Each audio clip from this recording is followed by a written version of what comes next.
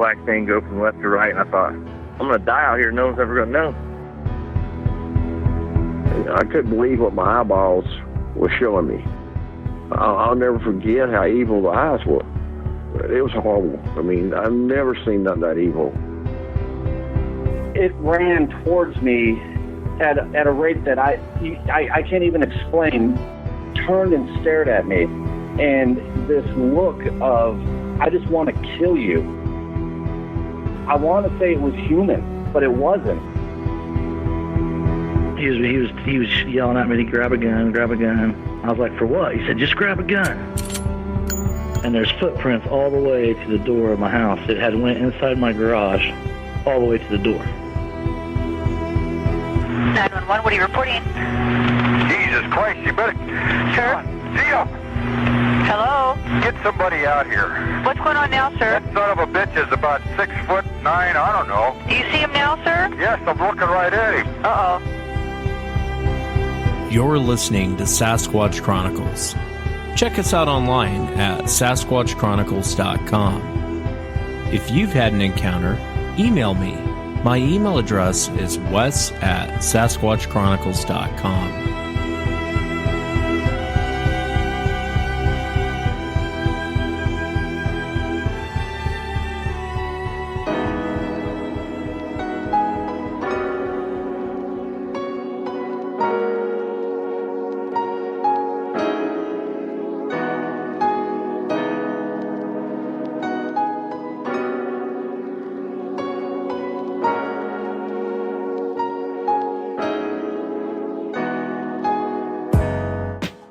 Welcome to the show, everyone. Thanks for being here tonight. Got a great show planned for you tonight. We're talking to Kurt, and Kurt comes to us from Michigan. He's actually a retired police officer, and he had his own encounter many, many years ago. He was out for a run and saw one of these creatures get up and run right in front of him. He never told anyone about it except for his wife. So I'm so glad he'd come on the show tonight, and it's kind of nice to pull the curtain back on law enforcement to kind of see what these guys go through. I'm going to ask Kurt tonight, what are some of the weirder calls you've been out to? What are some of the strange calls that you go out to? And his answer might surprise you. If you've had an encounter and you'd like to be on the show, shoot me an email. My email address is wes@sasquatchchronicles.com. And if you get a chance, check out sasquatchchronicles.com. You can become a member and get additional shows. Let's jump into it tonight. I want to welcome Kurt to the show. Kurt, thanks for coming on. Thanks for having me, Wes. Yeah, I appreciate you being here. And I know you've been in law enforcement most of your life, and you actually had a very strange, confusing encounter, I know at the time, and I can't wait to hear it. If you would you just kind of start from the beginning, kind of tell us what you were doing and walk us into what happened, if you would. Certainly. And again, thanks for listening to my story. I wouldn't necessarily call it a Sasquatch encounter. It's just an unknown encounter. And I guess the people that hear my story can make up their own mind as to what I saw. But this took place back in the early 90s. I was a young police officer, and I was off duty. And I at the time, I lived with a friend in and around the Manistee National Forest. And in the evening, I decided that I would go for my run. And being a young officer and a SWAT officer, I was trying to stay in really good shape. And I would just put my Walkman on and take off on a run down some of the gravel roads and some of the 2 tracks in and around the edge of the National Forest. And I had about a 3 or 4 mile loop that I ran every other day. And so I left the house and headed south down the gravel road, and it was near a power line. Not many houses at all. Maybe every quarter to half a mile, you might find a small house or a trailer or some hunting property or something. But as I approached an intersection, I caught movement in front of me, forward of me, at about my 10 o'clock. And when I looked up, there was something that stood up. It had been down in the ditch on the shoulder of the road. It stood up and it bolted across an open space, a little open field right into the edge of the woods, into the thicket. It was huge. It was very big, and it was black and gray, and it moved extremely quick. I would have to say it covered that 50 yards in well under 3.5 seconds. And having been a college football player, I played ball with some guys that were 350, 375 pounds that they could run. They were athletes, and they could actually move, a 5-second 40-yard dash. And this thing was not only bigger than them, but it was a lot quicker. So, after I saw it, I in my mind, I was just thinking to myself, what did I just see? I didn't know what I just saw. Never seen anything like that before. And at the time, I was focused on my run. Of course, I was still breathing heavy and tired, and I just continued my run down the 2-track. And I had a .357 Magnum snub nose in a fanny pack that I carried at the time. And I got back to my house, or got back to my friend's house where I was staying. And that evening, he wasn't a police officer, but I mentioned it to him. He was quite a hunter his entire life. He had been in the woods a lot. And I mentioned it to him, and he just kind of shook his head and gave me a funny look, like he had no idea what I had seen. And I had never said anything for well over 25 years. I never said anything to anybody because I didn't want to be ostracized, and I didn't want the department to label me as seeing things. So I just shut my mouth. I didn't say anything, as a lot of police officers do. So until recently, I haven't told anybody this story. And so when you saw this thing go across this road that you're running down, and I realize this is like 1/1000, 2/1000, probably 3/1000, and this thing's gone. Can you describe what you saw, Kurt? Well, I can try. It didn't run in front of me. It came up out of the ditch at my 10 o'clock. I was running south, and it came up at about a 45-degree angle off my 10 o'clock. It looked to me a person or a thing the size of Shaquille O'Neal wearing a black and gray ghillie suit. And I'm very familiar with ghillie suits, being a SWAT officer and former SWAT commander. My sniper teams would wear ghillie suits, and they're very distinctive looking. So that's the only thing that this even came close to looking like. But it was very dark. It was out of color. Michigan is very green up here, especially in the middle of the summer. And there would be no reason for a hunter in the middle of the summer in Michigan, who stands 7 foot tall and weighs 500 pounds, to be wearing a black and gray ghillie suit. It just doesn't make any sense. So that's what it looked like. And when it took off, it accelerated out of the ditch. It must have had a lot of fast twitch muscle, because it had ungodly acceleration. Now I've seen guys that can run, but this thing or whoever it was able to accelerate in 3 seconds and clear 50 yards, and it was just explosive. And the legs to me, the lower body, I'm trying to do a recall here, but the legs almost seemed shorter, and they were really fast. I remember them jackhammering really quick, and the knees looked like they were coming up a lot like a running back almost, or like a fullback. And then it was gone. Just as quick as I seen it, it was gone. And I just, sweat's dripping in my eyes, and I'm sucking in dust from the road, and I'm just trying to process what I saw. And I couldn't put it into a category. It just, being a cop, everything we do in our careers is based on factual evidence. The best evidence is, of course, factual evidence, but I couldn't put it into a category. I couldn't classify it. And so for 25 years, it was an unknown.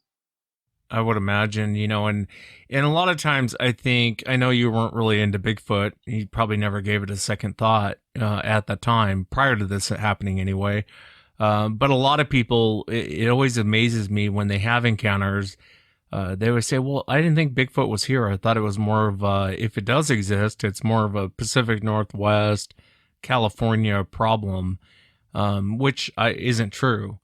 But I think that's a mentality that kind of takes over a lot of times when people see these things. I wanted to ask you, when it came out of the ditch, how far away from you was this thing? I was about 40 yards. I would say 30 to 40 yards. So relatively close. I mean, this thing's basically right there. It was very close, but as fast as it moved, I mean, I came to a stop and just stared, and before it was gone so quick that and if it had moved towards me, I mean, it would have been on me before I could even wipe the sweat off my face. I mean, it was that quick. Yeah, it makes me wonder if the creature just heard you coming and figured you probably saw it and got up and took off. Because if you would have kept running, now it's kind of down in a ditch. I don't know the area really well. Do you think if it stayed down there, you would have never seen it running past it? It's a good possibility because when you run, you're listening to music, you're kind of breathing and you're focusing on what's in front of you. And so I guess my situational awareness while I'm running, as well as a lot of people, you're kind of blind to certain things that are going on, especially if you're listening to music or whatever. But I may have avoided it. Maybe I wouldn't have seen it, but it certainly stood out, especially when it stood up because of the color, because it was so dark, it was so black, and of course, being so big, it looked like it looked like a black cow in the middle of a green field. It just stood out. I wanted to ask you, being a cop, and for all the years that you were a cop, did you ever get called out to a call to where, let's say it was a prowler, or and you get out there and it just doesn't make any sense? I guess what I'm asking is, have you ever been called out to a property, and I don't know if you worked in the rural areas, but called out to a place and nothing makes sense as far as what's going on out here? Yeah, the area I've worked and that I worked up here, you're looking at an area of about 900 square miles, and a large portion of that area is national forest.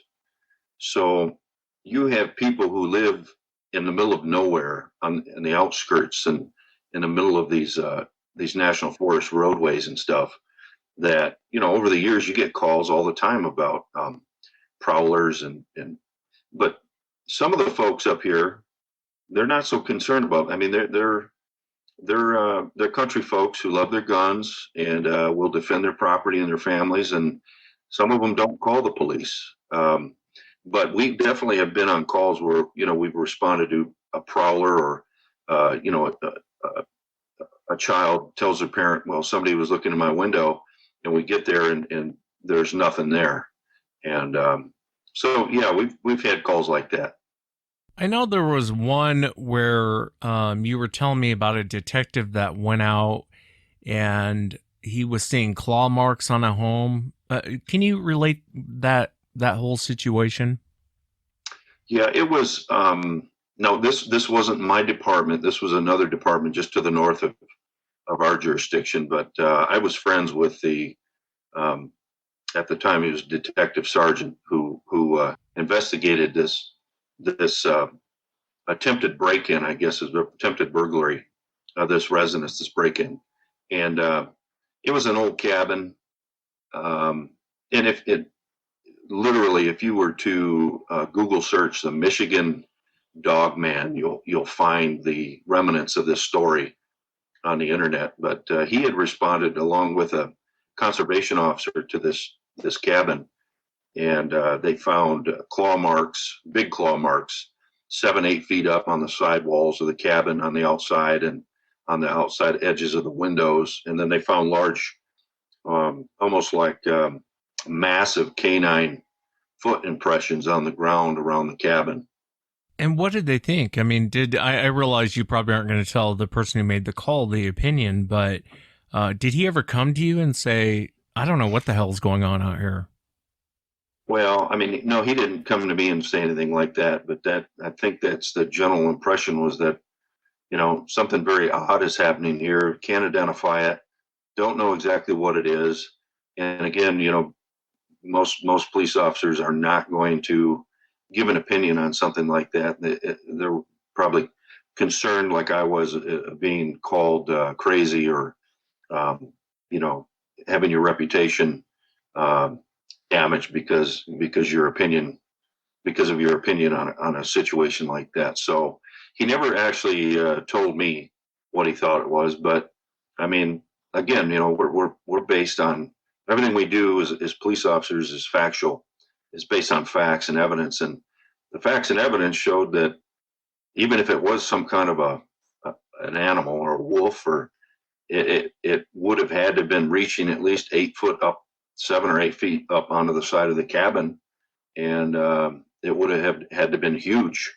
Now I know that I haven't done a lot of research on it, but I have seen information on this Michigan Dogman because it's kind of a legend up here in this area, where there were sightings and legends from the Indian tribes up here that date back well back into the early 1800s. So it's always in the back of your mind. But of course, being a police officer, you're never going to make a public statement as to what you think you saw.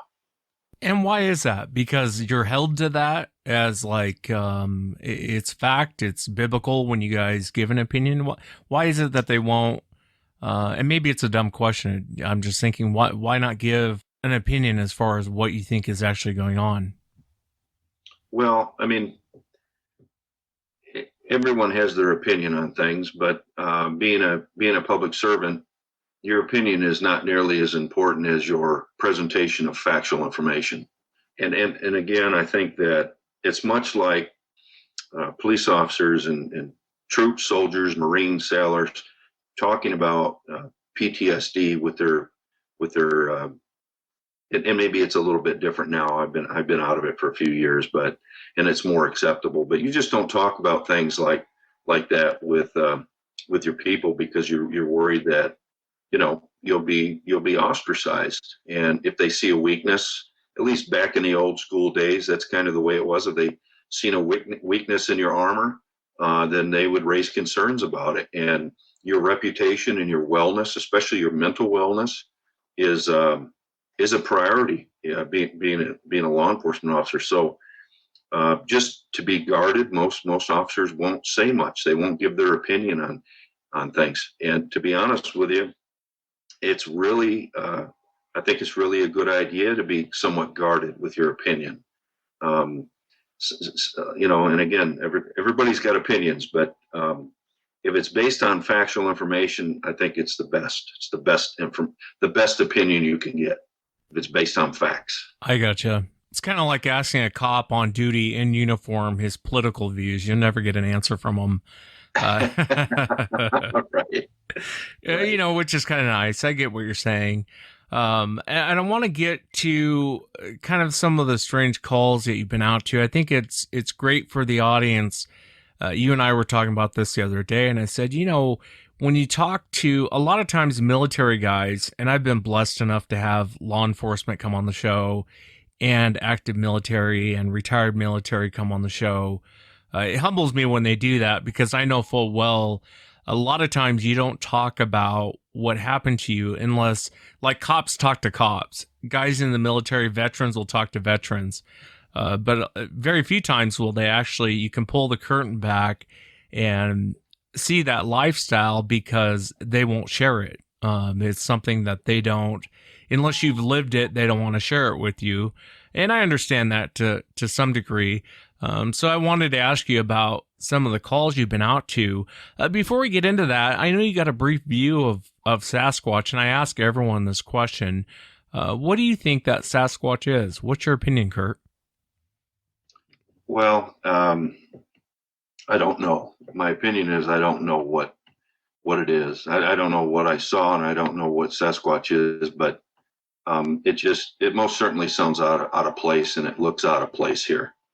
Whether or not it's an animal, or it's a spiritual entity, or a combination of both, or an alien, I really don't know. But it most certainly seems to me to be out of place. And if in fact it is an animal, I don't think, like I told you yesterday, I don't think that it's more intelligent than we are, but I do think instinctually it has better survival characteristics than we do for living in the wild, as most animals do. But I really don't know, Wes. I don't know what it is. I just know that it's huge, and it can run about a 3-second 50-yard dash.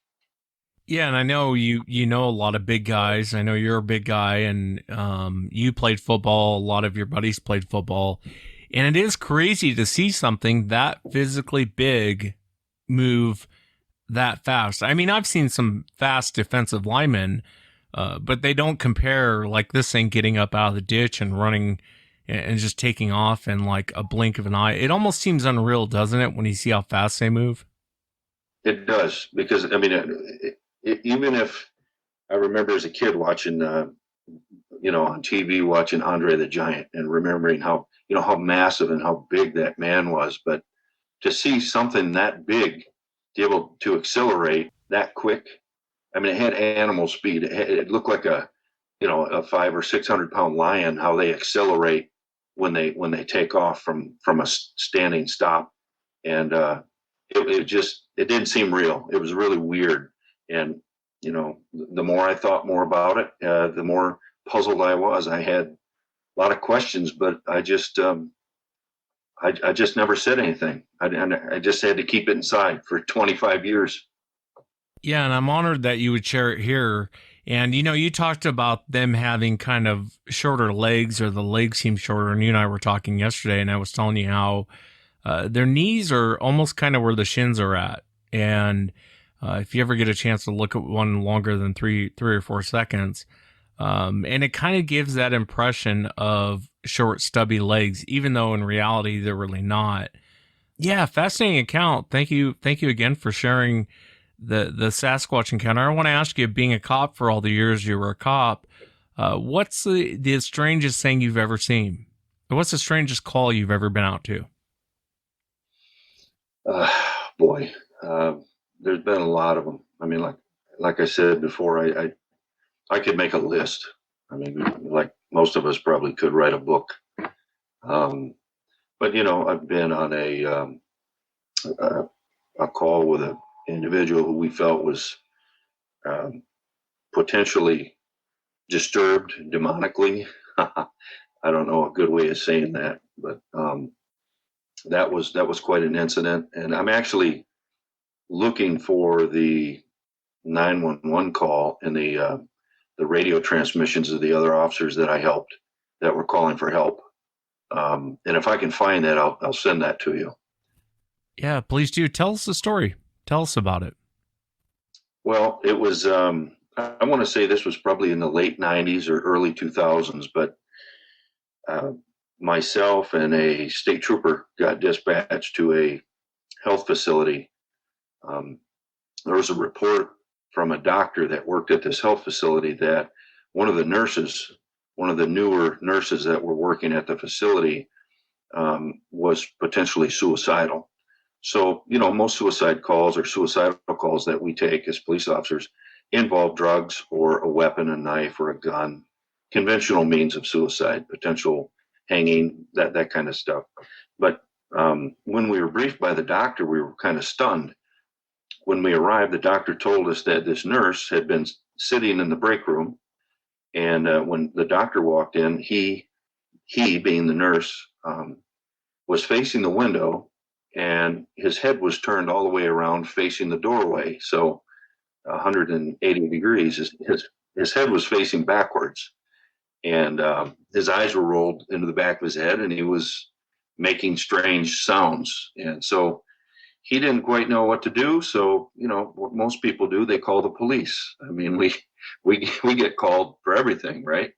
And so we made contact with him, and by then his head had apparently turned back around forward, but he was very passive and quiet, and he was somewhat deceptive, and he didn't want to talk to us. He didn't want to engage with us. And both me and the senior trooper were on scene, me working for the sheriff's office, and then the trooper being an old 20-year veteran himself, we discussed afterwards how odd and how strange the behavior of this individual was. So we'll fast forward to the next day.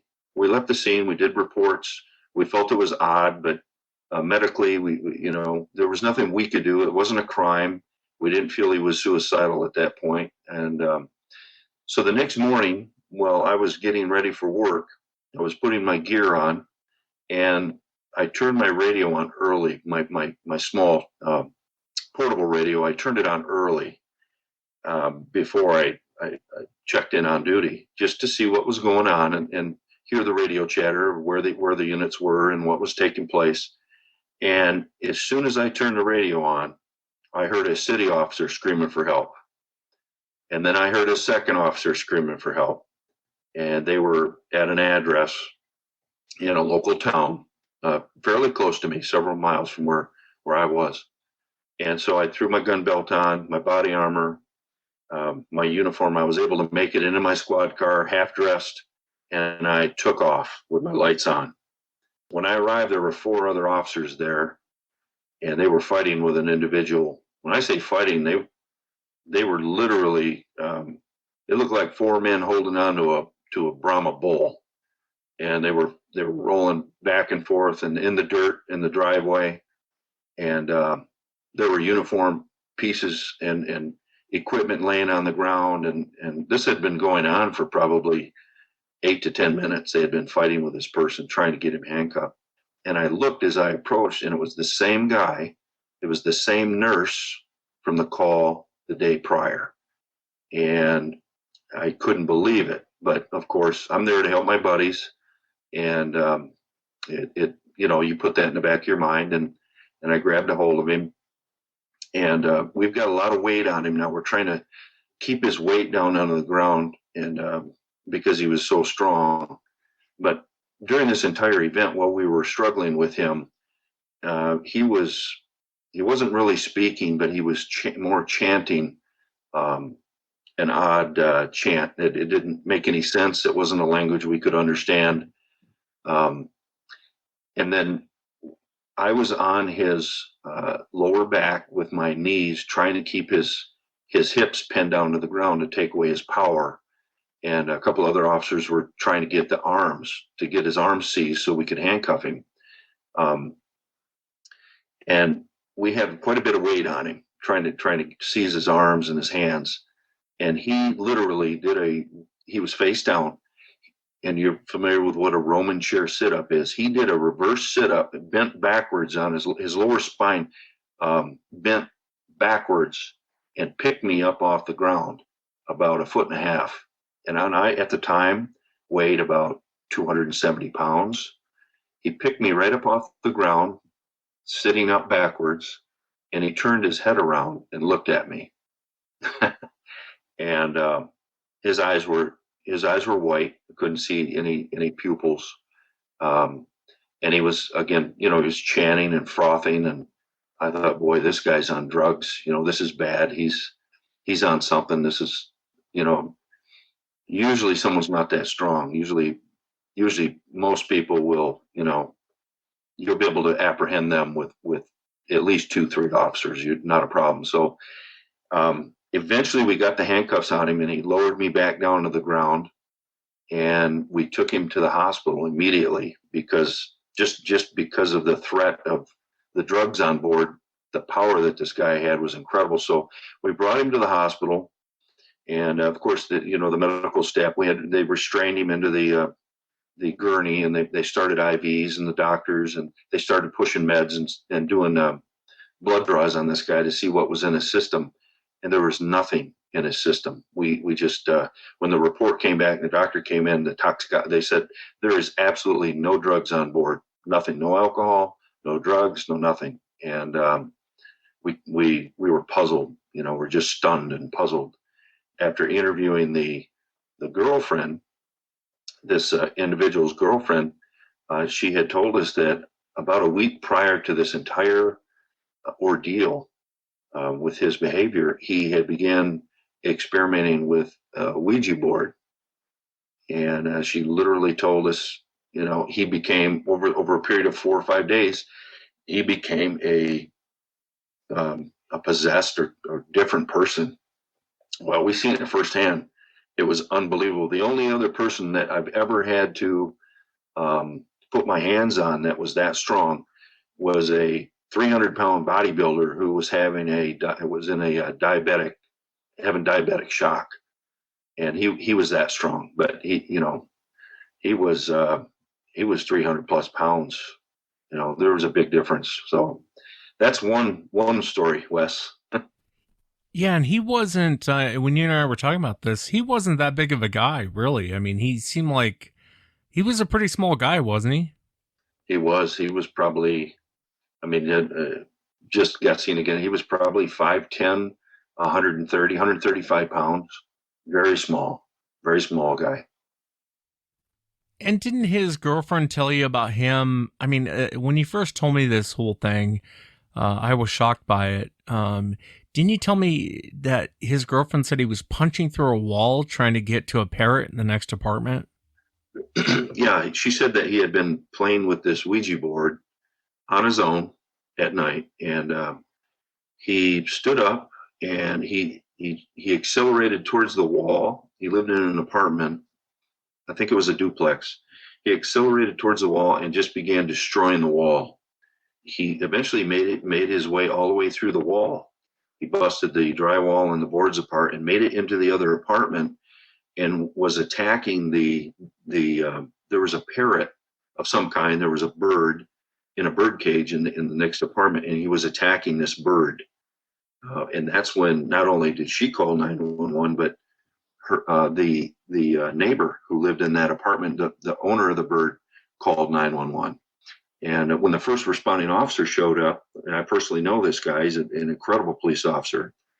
He happens to be a jiu-jitsu instructor and defensive tactics instructor, and he's in great shape. And when he made contact with the individual, he said the first thing the guy did was he did a forward somersault through the front window of the apartment onto the deck, and did a back somersault off from the deck down onto the front lawn. And as soon as he hit the ground, that's when this officer put his hands on him to apprehend him. And he had him at one point, said he was behind him and had him in what we called at the time was called a vascular neck restraint. It's a non-airway choke. It's just a simple vasoconstriction choke that is not designed to kill anybody. It's just designed to take them under control. And he said he had a perfect vaso neck restraint on this individual. And in a blink of an eye, this 130-pound guy tore his choke or his arm off his shoulder and his head, and literally just popped his arm off, and away he went, took off across the lawn again. So, that's when multiple officers started arriving, and then that's when I heard the radio chatter when they were still fighting with him on the ground. It was just incredible. But the biggest thing is, of course, with me, he sat up backwards with me on his shoulders or on his back, and picked me right up off the ground, almost like I wasn't even there. And then when his head turned around, I'm surprised it didn't break his neck. He turned his own head around and was looking at me backwards. So that was a little freaky. That is freaky. That's almost beyond drugs, I would think, if someone spun their head around and I'm looking at them. But, in the moment, what do you make of that? It's got to be drugs. This guy's on PCP. This guy's on something. But spinning his head around, and then when the doctor told you that's creepy, man. I always warn people not to play with Ouija boards, and I get laughed at a lot over that. And I even had the Confessions of a Pastor on, and he was talking about demonic possession and people doing extraordinary things when they're possessed. Stuff that seems impossible, like spinning their head around. Like you said, that was my first thought. You think you break your neck doing that, but you hear that a lot when people are possessed. Did you ever find out what happened to that guy?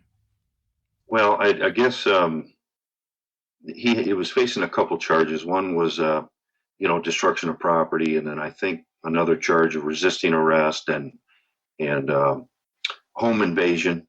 But after the after the court date, he left town and he was gone. So, I mean, I'm not going to give you his name, but I'll never forget his name. I've got his name embedded in my mind, and I can still see him. I can still see his face, and still remember being picked up off the ground like that. So, yeah, I'll never forget it. But he left town after that happened. Yeah, and I wouldn't ask you to give the name, but I would imagine he's imprinted in your mind. Yeah, that's terrifying, man. Was there ever a point during your career to where you thought, and I realize it might take you a moment to think about this, but over all the years you were a cop, SWAT, detective, all the different roles that you played throughout your career, was there ever a moment where you thought, I don't want to do this anymore? Like, I'm just not, this isn't for me. Was there anything that stands out to you being in law enforcement of that moment of, I should have been a truck driver. I should have been, Right. You know what I mean? Right. I love truck drivers. Matter of fact, they're the backbone of America. But the thing is, being a police officer, you go through phases just like anything in life. So the beginning phases of the career are really fun and exciting, and then you get low areas, and the death of children, seeing children killed, and seeing abuse, and seeing these things as a police officer. These are things that really affect you a lot, on a spiritual level, on a level of morality that it really makes you assess your life and who you are and what you're doing, what your mission is, trying to serve and protect and help people. So yeah, there's definitely times in the career of a law enforcement officer that will push you away. That will try and push you right out of the career. There's alcoholism. There's the suicide rate is extremely high. Matter of fact, last year I think statistically we've lost more officers to suicide than we have to gunfire. But there's near-death experiences that we've had, that most officers have had, where you've literally brushed against death's shoulder. And I can recall, throughout my career, many times where someone was waiting for me with a gun around the corner, or individual with a knife ready to stab me. And it just so happens that tactics and training and partners and circumstances just kept me alive. And these are things that you, after the smoke clears and after the incident, you really think about it. And you've got to really focus on the good, because it's a tough career. We have some bad actors, just like any profession, but the men and women that I've served with, I can honestly say that 99.9% of them were and are and continue to be patriots and wonderful, wonderful people. Yeah, I mean, like anything else, you're going to have, you and I were talking about this the other day, there's a stigma with cops, especially in America. But, I would say the majority of cops are good cops. The problem is when you have one or two bad cops, all of a sudden everyone looks at that and goes, that's how all cops are, when that's not really a fair statement. I don't think most people should make.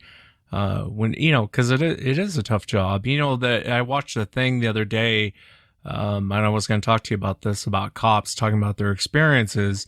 And one of the common things that came up was the first time they came across a dead body, what that felt like and what it smelled like. And I remember one cop saying, you'll never forget the smell of death. It is something that sticks with you. Going back to what you were saying before regarding life and death, is there a moment that you can share with us where you thought, that was close, I almost died right there? Certainly. We had, I've got probably 3 or 4 that stay on the top of my mind all the time, that are always there. But I had an individual that had kidnapped a young girl and was held up in a house. Someone had seen them go in there, but they had no idea that we knew. And so I had responded, and my partner ended up getting there a little while after that, but I had responded to the house, and I quietly made my way into it was an abandoned home. I mean, it looked like something out of a ghost movie. It was an abandoned home. And we knew they were in there. We had gotten reports, and this guy was, he was an escapee from, I think he was, I can't remember if it was a county or state institution at the time, but he was an escapee and had kidnapped this young girl. And as I made my way into the lower floor, into the kitchen area, it was an old wooden floor, so it creaked a lot. And like I said, it looked like something out of a ghost movie. But as I made my way across the floor, I could hear movement upstairs. So I knew that somebody was up there. I didn't know if it was him or her or both of them, but I was going to round the corner and make my way up the stairway. And it was dark, of course. It was in the evening, and there's no electricity in this house. So I didn't use my flashlight because I didn't want to give away my position. But as I began to make my way towards the stairway, towards the wall, where the stairway was on the other side, I heard a voice whisper, "Come around the corner. I got something for you." And it wasn't whispered in that nice manner. It was a dark, demonic, evil individual whisper. And we knew he had a gun. We had reports that he had a shotgun, and he was right on the other side of the wall. I mean, he was within a foot of me. Now, whether or not he had the shotgun up there, I don't know. But when I heard that, my instincts told me, you need to back up. You need to back out, and you need to wait for help. And that's exactly what I did. I made my way backwards out of the house, waited for my partner. My partner arrived. The individual started the house on fire, and with the girl, he started the entire house on fire. The girl had came out of the smoke. I don't know if she got away from him or if he released her.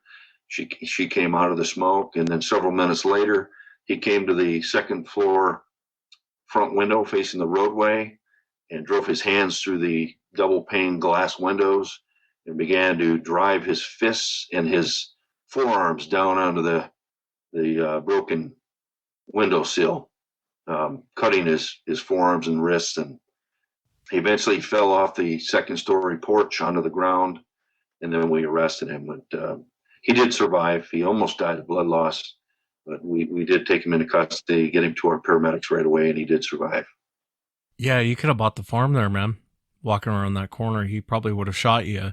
You know, one thing, and I don't know if you've ever experienced this or not. Have you ever experienced someone who wants to do death by cop? Well, yeah, we've had calls like that. Matter of fact, we had an individual who he had some problems. I'll just leave it at that. But you know, I think he wanted to go, and he just didn't want to do it himself. Maybe he wanted to go out in a blaze of glory, or you know. So he had a BB gun. Believe it or not, it was a BB gun, and he sawed the barrel off it, and he camouflaged it and made it looked like a menacing weapon, but in reality, it was just a BB gun. And he was in a car. A friend was going to drop him off somewhere, and we got word that he was suicidal. But his, I can't remember if it was his girlfriend or his wife, but his family told us he has a gun, but it's just a BB gun. We're letting you know it's just a BB gun. So when we pulled the vehicle over, the driver got out and ran. We let him go because we knew, you know, we had to deal with the individual in the car. The guy came up and he pointed this BB gun at us, and that was a decision you had to make instantly. Was it the BB gun, or was it a different one he had? Or anyway, we didn't kill him. We didn't shoot him. We were able to identify the BB gun, and eventually we took him into custody and got him some mental health help. But that was one of many, Wes, that most any cop in the country could give you stories like this. What a terrible position to put someone in. You know, whether you're a fan of law enforcement or not, you're putting another human being in a position to kill you. And I've watched some of those videos online, and I will say, and I know everyone thinks cops are ready to kill everyone. On most of those situations, what I see is a cop that doesn't want to shoot the guy. The cops will back up and back up and back up, and they're saying, put the weapon down, put the weapon down, put the weapon down.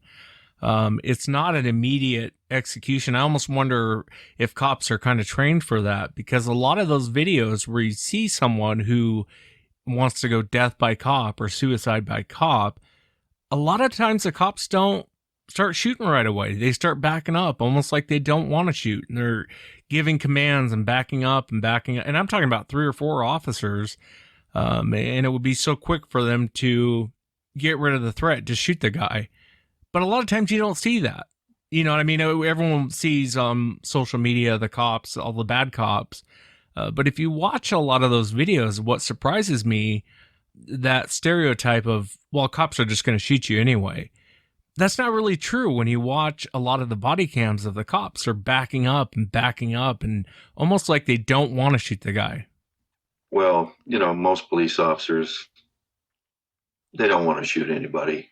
They just want to live. They want to be able to go home and see their family at the end of their shift. They want to do their job. They want to uphold their state and federal constitution. I mean, it's a career. It's a tough career, but it is a career. It's a job, and you don't want to lose your job. And the way that they're, the police officers are publicly, looked upon nowadays, especially with social media, and it's a tough job. And no police officer wants to kill anybody, but Wes, if it's between you and me, I'm going home at the end of my shift. I'm going home. And sometimes those decisions in the videos, when people see these videos online and the body cameras and the phone videos, you can review that video, 20 different times, but that officer typically has about 2 seconds to make a life and death decision on what they're going to do. So it's a really tough decision. And armchair quarterbacking someone who is in fear for their life is, that's a tough way of making judgment on someone. Yeah, I would agree. And even where situations are bad, where someone does take a pop shot at a cop, you never know really with someone. I mean, I like to think I can read people really well. But I've watched a lot of those videos where I thought, like where a cop pulls over someone and I think, oh, this guy's cool. He's not really. And then all of a sudden, bam, he's out of the car shooting at a cop. And I'm like, what in the world is this guy doing? You know what I mean? Like, and I agree with you. I think when you're in that moment, it's very different than being able to watch a body cam over and go, oh, I would have done things differently. Maybe not if you're in that situation. Being a cop, at what point does SWAT get called in? We see in the movies where there's something going on in the home, and then you have 20 SWAT officers show up. At what point do they go, well, we need SWAT in this situation, as opposed to, let's send Kurt and his partner out to go check this place out? Is there a difference, or is there a requirement to where they actually call SWAT out as opposed to just sending regular cops out to go check it out? Well, I mean, as a general rule, a tactical element or a tactical team on a department is a group of officers that not only have some advanced training, but they have a lot of advanced equipment.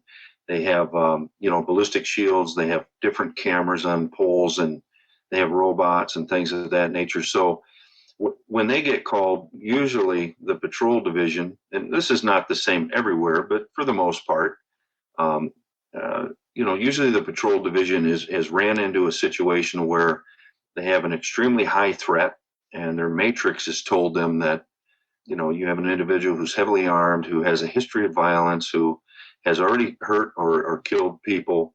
And so the patrol division is not necessarily equipped to deal with an advanced threat like that for a long period of time. Now, can you run out in the open under fire and return fire and rescue a victim? Absolutely, you can do that. But wouldn't it be much easier to pull up with a vehicle, an armored vehicle that would stop the bullets, with a negotiator in the front seat that can negotiate with a bad guy, and then you could rescue people that way? Absolutely. So a SWAT team is designed and developed from point A to Z to save people's lives. And they have the training, the equipment, and they're able to do that. The majority of tactical team callouts, you can call it SWAT or ERT or ESU or whatever you want to call it, the majority of tactical team callouts result in zero loss of life. Zero.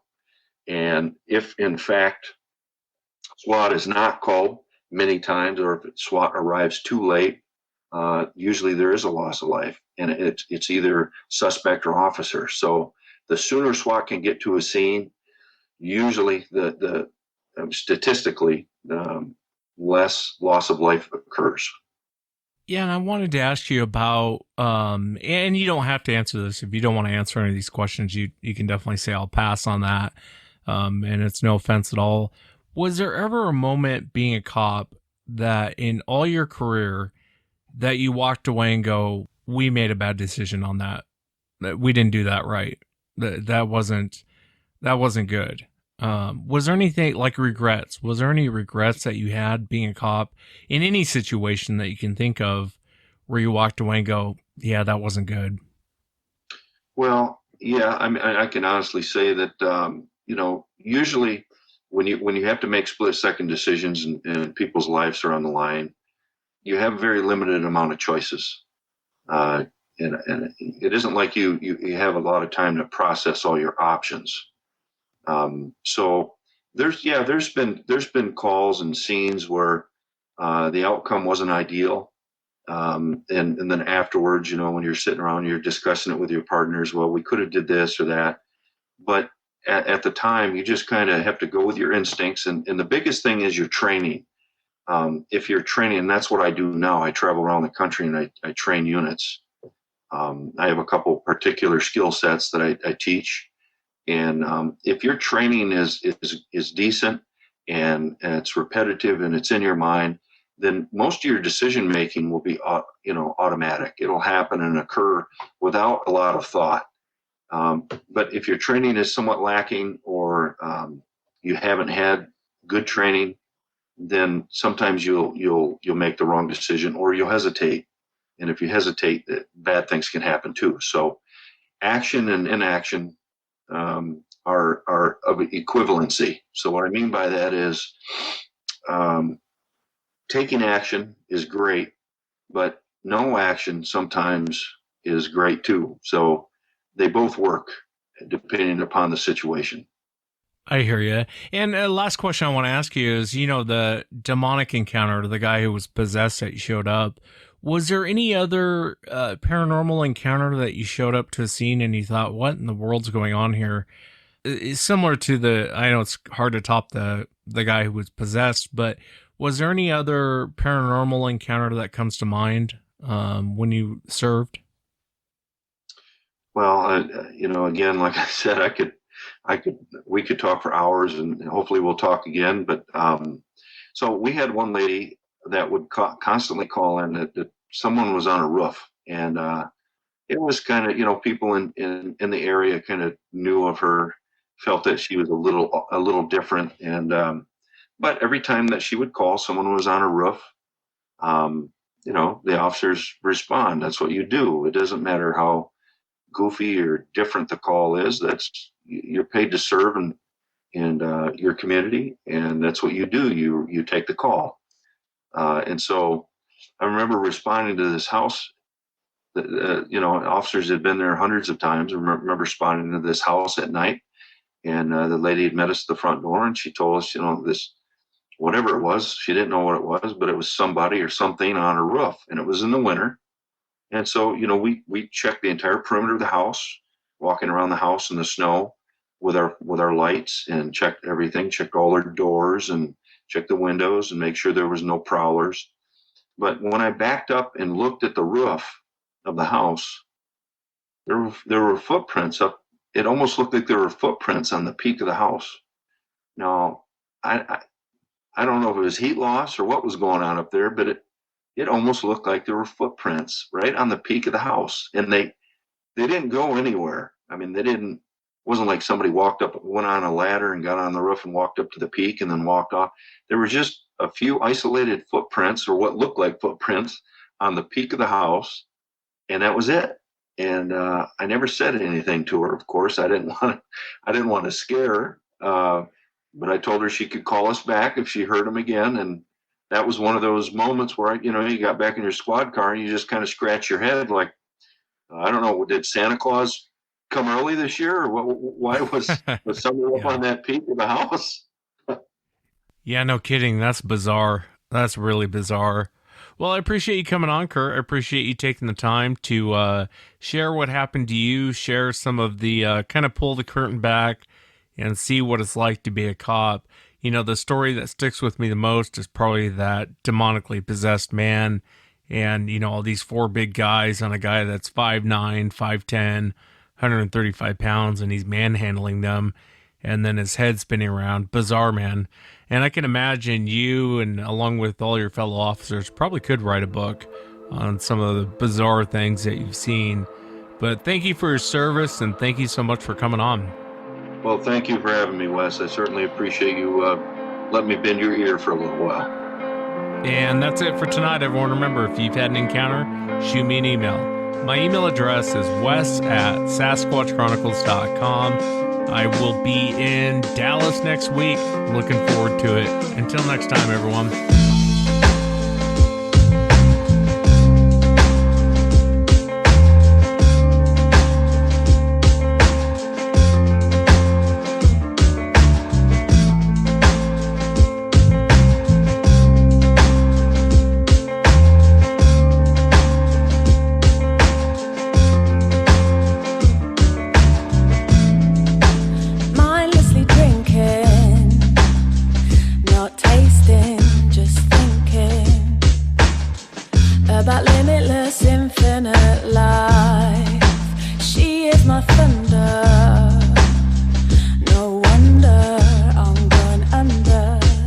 Intoxicating danger I like. Save me from myself, let me drown in my black lake. Let me float away. Save me from myself, let me drown in my black lake.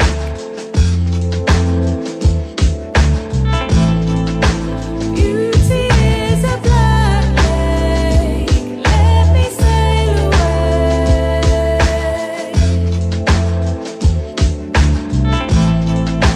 Beauty is a black lake, let me sail away.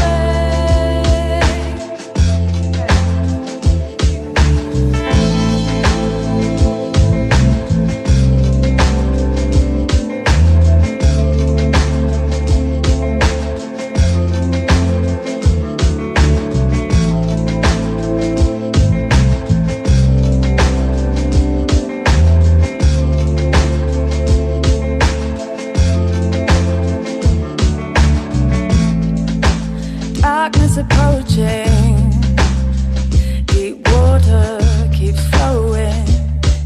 It inhales me in the stormy tide.